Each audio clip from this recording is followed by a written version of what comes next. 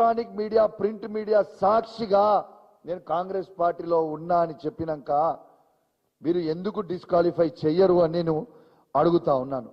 మళ్ళా దీని తర్వాత నన్ను అంటుండు ప్రశ్నించుర్రి అన్నాడు. ఎస్, నేను ప్రశ్నించిన, నాకు ప్రశ్నించమని చెప్పిన ఆదర్శం ఎవరు? రేవంత్ రెడ్డి గారు కదా.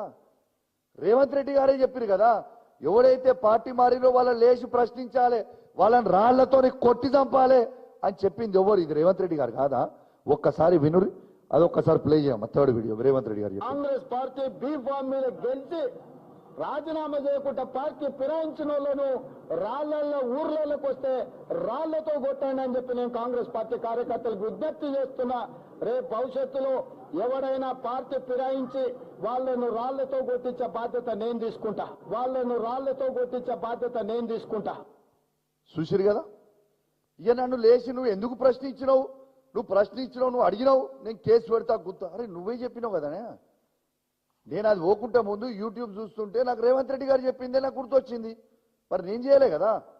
రేవంత్ రెడ్డి గారు చెప్తేనే మా బీఫామ్ మీద గెలిచిన ఎమ్మెల్యేలని రాళ్లతో కొట్టమని చెప్తే ఇంకా నయ్యం నేను రాళ్లతో కొట్టలే, ఒకటి ప్రశ్నించిన. రేపు మా ఊర్లలో పోయినాక బరాబర్ రాళ్లతో కొడతాం మా బీఆర్ఎస్ పార్టీ కార్యకర్తలు. ఎందుకు ఊకుంటాం భయ్? ఊకుంటామా? ఇవాళ ఒక్కసారి మీరు ఇది అంతా లైవ్గా చూడండి.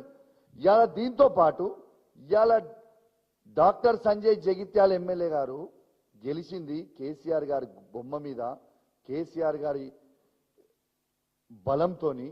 ఇవాళ మా బీఆర్ఎస్ పార్టీ కార్యకర్తల కష్టంతో గెలిచిండు ఆ ఎమ్మెల్యే పదవి. తప్పితే ఆయనేమో పెద్ద హీరో ఏం కాదు. బరాబర్ అడుగుతాం, ఇది చెప్పింది రేవంత్ రెడ్డి గారు కదా అని నేను అడుగుతా ఉన్నాను. దాని తర్వాత ఇక ఏం చేస్తాడు మళ్ళా మనోడు? ఇది